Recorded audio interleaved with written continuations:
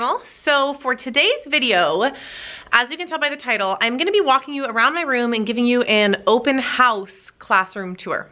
The reason I wanted to do this was because last year when I did open house, I A, spent way too much time in my classroom, and B, I didn't really know what I was doing, so I'm gonna give you some ideas as to how you can lay out your open house night. Every school does it differently. We have pretty much free reign. So last year I did everything myself. And then this year I realized these kids are just as much as part of my classroom as I am. So probably for about 45 minutes to an hour today, myself and the kids were doing every task that I wrote down on my list of things to do. And what we got done in an hour would have taken me 5. So that is my first tip, is to have your kids help and put them to work. So I think what I'm just gonna do is I'm gonna walk in and show you our open house. Welcome to 3rd grade.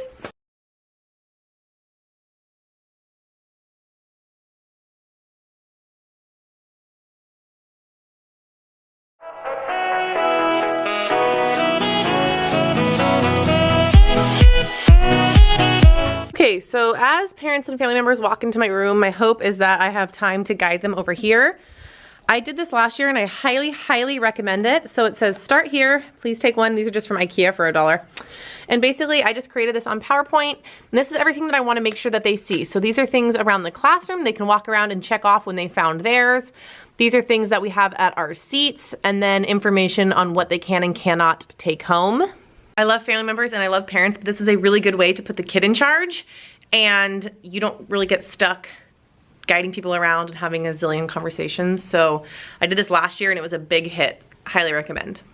So then from there, hopefully they will find their array city.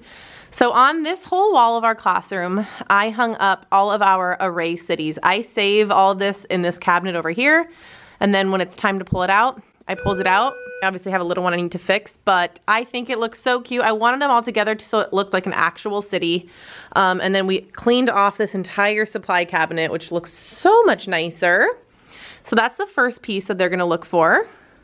So let's just swing around this way. I put up, I don't wanna get too close, but I put up all the kiddos' pictures that I've had since the beginning of school, and they're finally there. So I just thought that was a fun open house thing to do.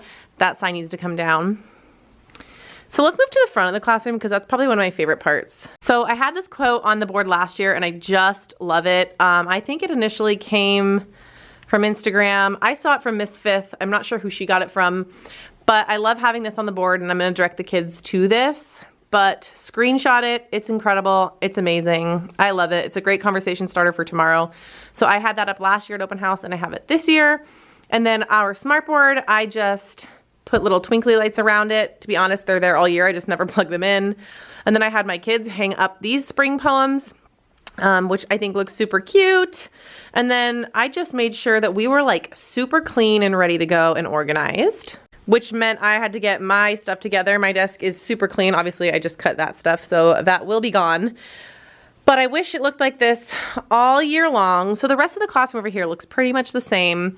We have these fall art projects that I actually got from Laura Santos. Her Instagram handle is Core Inspiration, so she's awesome. I got that idea from her. And then I'm gonna step back. So our library pretty much looks the same. I need to go through and kind of straighten it up. I had the kids do it, but they never do it to my liking, unfortunately. So as far as these robots, these are area and perimeter robots. They're super cute. So essentially the kids got, if I get close enough, you can see that it's graph paper. They got to create any robot that they wanted, but for each body part, they had to find the area and the perimeter. So the area and the perimeter math is there. I love this. I used this to assess them, which was super fun, and they got to be creative. So I have most of the robots here, and then I have some on the other side of the room. Over here, we have our traditions posters that the kids worked on for a social studies unit. I love these because all the different strengths come out. I didn't really know where to put them. So this is where they ended up. And then over here are our really fun zoomed in flower Georgia O'Keeffe style artwork. This was a super fun project that I talked about in previous vlogs, and I just love the way they turned out. The kids drew the flowers on black paper, and then they went in with oil pastels to make them pop, and I just think they are stunning. I will definitely be doing that next year. And then that brings us to the back table where we started. And then over here, I just have the remaining robots. So the rest of the schoolwork is on their kids' desk. And at first I was like, oh, it looks so messy. But you know what? It's their stuff, they're proud of it. I let them lay it out the way that they wanted. Each desk has their diorama of a biome on it. So I'm gonna flip you around. I'm just gonna show you one of the kids' desks so you can see what we have out. Here's like, first of all, this shot of the room. So you can see there's a lot of work out on their desks. And you can see it looks a little messy, but at the end of the day, it is what it is. So I'm gonna come over here. So they each made a little name tag, and then she has her little biome. So cute. And then I have a bunch of stuff out on their desk. My kids take Spanish, so they have their Spanish journal. I thought that was an important thing to have on their desks. We have various like seasonal arts and crafts. So they have a turkey. You'll see a 4-leaf clover here in a minute.